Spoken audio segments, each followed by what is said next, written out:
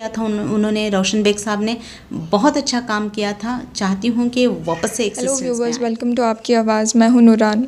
Karnataka state government ने कुछ अहम अनाउंसमेंट्स किए हैं 25 जून को कोविड-19 और प्राइवेट हॉस्पिटल के मुतालिक, जहां स्टेट गवर्नमेंट ने कुछ रेट शेड्यूल या फिर रेट टेबल बनाया है उन पेशेंट्स के लिए जो कोविड पॉजिटिव है या फिर जो कोविड के थ्रू हॉस्पिटल्स के अंदर जा रहे हैं।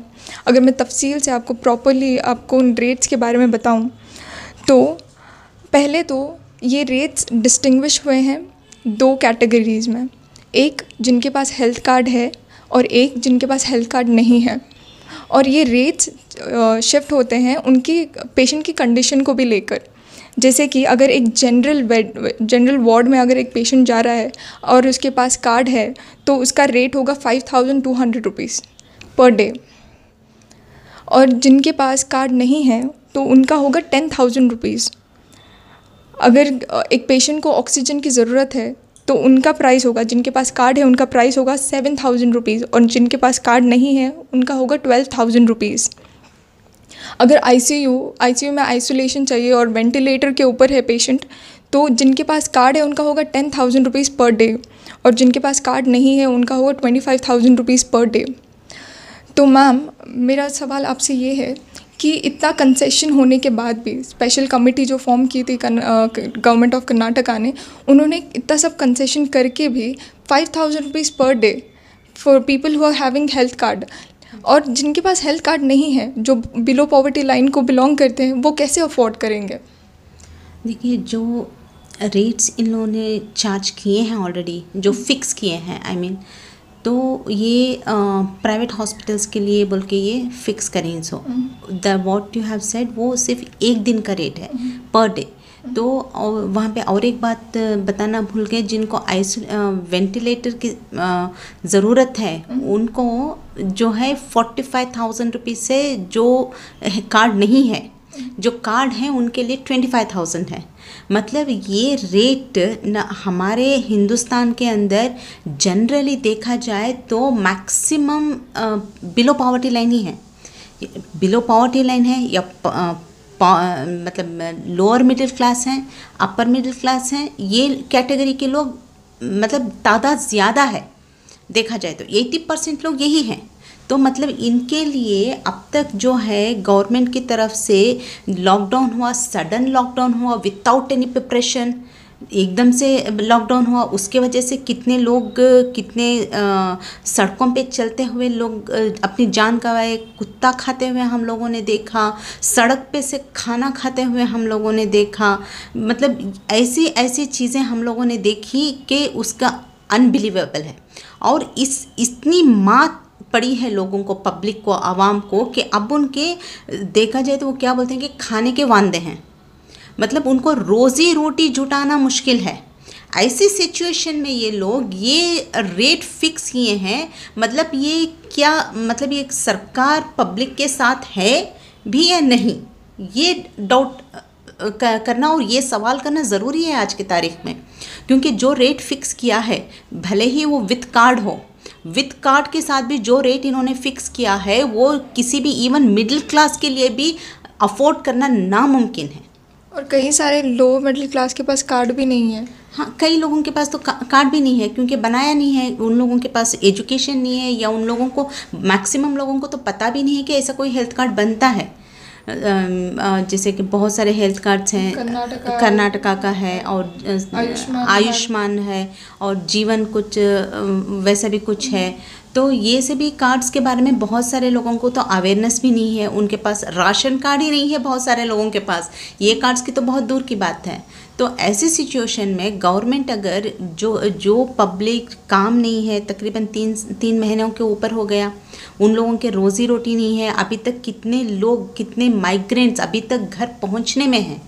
इतने दिनों से बैंगलोर में फंसे थे, तकरीबन 2 महीनों से उनको पहुंचाया जा रहा है। डेली ट्रेन्स जा रही हैं, बसेस जा रही हैं, तो फिर भी ये लोग अभी तक उनके पहुंचने में हैं।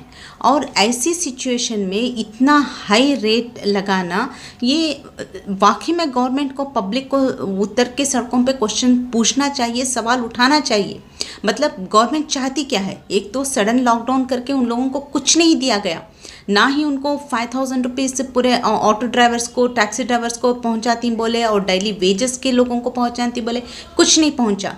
जो भी किया, जहां तक हम लोगों ने देखा सड़कों पे, कि सिर्फ और सिर्फ बहुत सारे NGOs आके और वॉलंटियर्स आके लोगों को, और चाहे इनको आवाम को हो या फिर माइग्रेंट्स को हो, सबको इन्होंने ही हेल्प की। गवर्नमेंट की तरफ से कुछ नहीं मिला। और अभी भी इतना सब कुछ होने के बावजूद गवर्नमेंट अगर इस तरह के चार्जेस लगाएगी, तो क्या हम लोगों को सवाल उठाना नहीं चाहिए कि गवर्नमेंट पब्लिक के साथ है या पब्लिक को मारने पे तुली है? ऑलरेडी लॉकडाउन करके आप लोगों ने इतनी बद से बदतर हालत कर दिया आप लोगों ने आवाम की, और आप ऊपर से अब इस तरह का आप चार्ट लगाए हो, रेट आपने डिसाइड किया है, फिक्स किया है। ये रेट तो किसी के लिए भी अफोर्डेबल नहीं है, न लोअर क्लास के लिए, न मिडिल क्लास के लिए, न अपर मिडिल क्लास के लिए, कोई भी। ये एक दिन का चार्ज है। आप मान लीजिए, क्योंकि कोविड ऐसा एक ये है कि एटलीस्ट मिनिमम 14 डेज मिनिमम है, तो एक दिन का जो रेट है 25,000 रुपये, जिनका कार्ड है, गरीब के पास भी, ऐसे तो बहुत सारे लोग हैं जिनके पास गरीब होने के बावजूद कार्ड नहीं है, तो ये रेट क्या अफोर्डेबल है? एक दिन का 25,000, तो 14 दिन के लिए कितना हो जाएगा? और अगर एक आदमी, अगर घर में अगर एक को अगर कोविड आया, अगर पॉजिटिव निकला, तो आप सारे घर को क्वारंटाइन करोगे, पूरे घर के लोगों को लेके जाओगे, टेस्ट करवाओगे, और पूरे घर के लोगों के लिए मतलब एक एक बंदे का, एक घर में अगर 4 से 5 लोग हैं तो कितना हो गया? कहाँ से लाएंगे? मतलब कि पब्लिक तो यही सोचेगी ना कि भले ही कोरोना से हम लोग मर जाएं, मगर हम लोग टेस्टिंग के लिए तो जाएंगे नहीं। मतलब इनके लिए गवर्नमेंट ने कोई ऑप्शन छोड़ा ही नहीं, या तो ऐसे मरो या तो वैसे मरो। मतलब यहाँ पर गवर्नमेंट क्लियरली ये दिख रहा है हम लोगों को कि गवर्नमेंट किसी भी सूरत में पब्लिक के साथ नहीं है, बल्कि हॉस्पिटल्स के साथ खड़ी हुई है, हॉस्पिटल का बैकबोन बनी है। जबकि गवर्नमेंट को जब इनको वोट होना होता है तब आके बोलती है कि मैं पब्लिक के साथ हूँ। अब जब पब्लिक को ज़रूरत है गवर्नमेंट को के खड़ने की, तो इस वक्त ये हॉस्पिटल्स वालों का बैकबोन बनी है। तो मैम, आप कोई ऑल्टरनेटिव बता सकते हैं कि कोई और ऑल्टरनेटिव हो जिससे हमारे लोगों को या फिर आवाम को इससे कुछ फ़ायदा मिले? देखिए, ऑल्टरनेटिव्स तो बहुत सारे हैं। जैसे कि फॉरेन कंट्रीज़ में सब हो गया कि जब कभी कुछ, अब तक भी जो भी कोरोना से जितने भी कंट्रीज़ अफेक्टेड हुए हैं फॉरेन कंट्रीज़ में, पूरा ख़र्चा, खाना पीना, सब कुछ गवर्नमेंट रिस्पॉन्सिबिलिटी ले रही है। यहाँ पे भी वो कर सकती थी हमारे गवर्नमेंट। अब बोलते हमारी इकोनॉमिक स्टेटस को देखें तो वो इकोनॉमिक स्टेटस मैं पूछना चाहूँगी कि 175 लाख करोड़ रुपए RBI से लिया गया, 2 लाख करोड़ PMO फंड में गया। क्या जो कहते हैं कि हम लोग ये कर देंगे, वो कर देंगे, खुद के चार्टेड प्लेन्स ख़रीदने के लिए सबके लिए पैसा है। आज पब्लिक को इस हालत में जो तकरीबन 4 से 5 लाख करोड़ रुपए आया है, तो क्या अब इनके पास ये पैसा पब्लिक के खर्च करने के लिए नहीं है? क्या ये पैसा पब्लिक के लिए नहीं खर्च किया जा सकता? तो इकनॉमी गई किसके वजह से? पब्लिक ये सड़कों पे आने की रीज़न क्या है? गवर्नमेंट ही तो है। गवर्नमेंट की वजह से ही तो इतना सब कुछ हुआ है।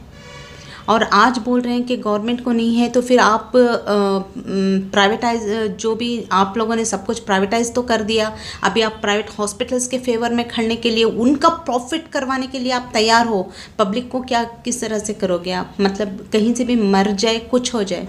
मैं आज एक बात बोलना चाहती हूँ, भले ही हॉस्पिटल्स बर्बाद हो जाएं, भले ही बड़े बड़े इंडस्ट्रीज मर जाएं, उससे कोई फ़र्क नहीं पड़ रहा है, मगर अगर आवाम, पब्लिक मर जाएगी, गरीब मर जाएगा, किसान मर जाएगा, तो बचेगी क्या? इकोनॉमी की बात कर रहे हैं तो हिंदुस्तान ही नहीं रहेगा, इकोनॉमी लेके क्या करोगे? जब हमारे पास आज़ादी का जब टाइम था तब हमारे पास तो कुछ नहीं था, अब आप इकोनॉमी की बात कर रहे हो। उस वक्त तो हमारे पास जो सिचुएशन में हमारा इंडिया था, वहाँ से भी हम लोग ऊपर आए। आज भी हम लोगों को उस तरह की गवर्नमेंट चाहिए जो पब्लिक के साथ खड़े हो, तो मैम ना कि अपना फायदा। 50% बेड्स प्राइवेट हॉस्पिटल में रिजर्व कर दिए गए हैं पॉजिटिव पेशेंट्स को, लेकिन उन नेगेटिव पेशेंट्स का क्या, जो बीमार है, मॉनसून सीज़न है, बीमारी चल रही है, लोग फ्लू है पूरे एनवायरनमेंट में, तो लोग जो सिंपल नॉर्मल फीवर है उनको भी हॉस्पिटल्स नेगेटिव रिपोर्ट मांग रही है दाखिला लेने से पहले, या फिर वो बोल रही है कि बेड्स नहीं है। तो इसका क्या कहना है आपको? देखिए, मैं वही बोलना चाह रही हूँ कि ये आज कोविड का भी बिजनेस हो रहा है। ये जो कोविड-19 या कोरोना का जो टेस्ट के बहाने ये और ज़्यादा इतना पैनिक भी किसने फैलाया? गवर्नमेंट ने फैलाया और मीडिया ने फैलाया इसको। इतना पैनिक करवा के आज लोग क्या हो रहे हैं, कोरोना है या नहीं, टेस्ट आएगा नहीं आएगा वो बाद में, पैनिक से लोग मर रहे हैं। कितने ही लोग, ये हर कोई इंसान का मेंटल कंडीशन हो या फिर हार्ट हो, हर इंसान का डिफरेंट होता है। तो उनके लिए जो है हर इंसान ये बेर नहीं कर सकता कि इतना ज़्यादा कोई स्ट्रेस ले सके, पैनिक ले सके, कोई नहीं बेर कर सकता। अभी देखिए ऐसे बहुत सारे हॉस्पिटल्स जो हैं, और यूजुअली जो है, मैं एक और बात करना चाहती थी कि जब कोई भी कंट्री पैंडमिक के लिए थर्ड स्टेज में एंटर हो जाता है तो वो उस कंट्री को automatically each and everything public का जो है वो गवर्नमेंट को बेर करना पड़ता है। ये इंटरनेशनल रूल है, ये WHO का रूल है।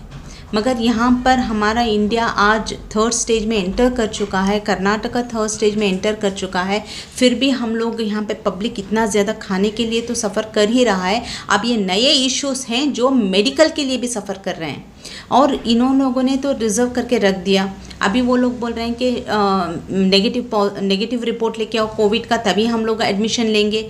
मतलब एक नेगेटिव टेस्ट का इन लोगों ने 4,000 रुपये लगा दिया।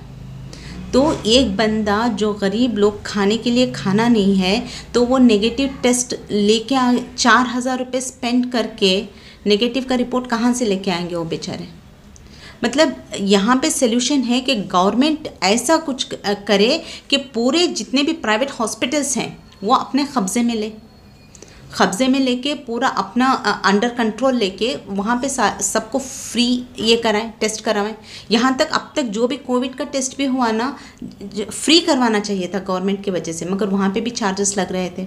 मगर अब एटलीस्ट पब्लिक, अगर नहीं तो पब्लिक देखिए ये किस लेवल पे जाके रुकेगा मैं बता नहीं सकती हूँ, क्योंकि जब एकदम ये जो कोरोना का जो स्प्रेडिंग जो पीक पे था, एकदम जब पीक पे था, उस वक्त इन लोगों ने पूरा लॉकडाउन खोल दिया। उस वजह से ये पूरा इतना ज़्यादा स्प्रेड हो गया। अब ऐसा है कि वो मतलब कि पता भी नहीं चल रहा है कि कनेक्शन कहाँ से कहाँ किसको आया है, वो कनेक्शन भी ये ढूंढ नहीं पा रहे हैं। अब ऐसी सिचुएशन में ये लोग अगर इस तरह का माहौल में अगर ये लोग अभी भी अगर पब्लिक के साथ नहीं खड़े होंगे, जैसे कि प्राइवेट हॉस्पिटल्स को अगर ये अपने कंट्रोल में लें, या फिर जैसे कि अभी तो हज भवन को हम दिया है, हज भवन को कि क्वारंटाइन करवाने के लिए, तो फिर एटलीस्ट अगर इस तरह से तो करें, जो नॉर्मल पेशेंट्स आते हैं उन लोगों के लिए चेकअप के लिए कुछ ना कुछ ये गवर्नमेंट को सामने आना पड़ेगा, और गवर्नमेंट को ही इनिशिएटिव लेना पड़ेगा कि इन लोगों के लिए क्या किया जाए। क्योंकि बहुत सभी हॉस्पिटलों में या तो बोल दिया जाता है कि बेड नहीं है, या तो फिर बोलते हैं कि जाओ जगह नेगेटिव रिपोर्ट लेके आओ। वो बेचारा 4,000 5,000 खर्चा करके कहाँ से रिपोर्ट लेके आएगा? इतना सारा पैसा खर्चा करने से बेटर तो वो मर जाना पसंद करेगा। और उन लोगों को कोरोना का जो इन लोगों ने इतना डर फैला रखा है लोगों के दिमाग में, तो आदमी लोग बोलते हैं कि नॉर्मल फीवर भी है, नॉर्मल कॉफ कोल्ड भी है, तो उसकी वजह अब वो पहले बोलेंगे कि जगह कोरोना का टेस्ट लेके आओ। तो उस वजह से इतना पैनिक हो जा रहा है आदमी, इतना डर रहा है कि मतलब बहुत सारे लोगों का ब्रेन हैमरेज हुआ है। और जो सुनने में आया है, मैं उसकी बात कर रही हूँ, हार्ट अटैक से मर गए हैं लोग। मतलब डर और खौफ के वजह से ये तो लाजमी है, कोई भी साइकेट्रिस्ट आराम से बता सकता है कि डर और खौफ से इंसान किस तरह से मौत हो जाती है।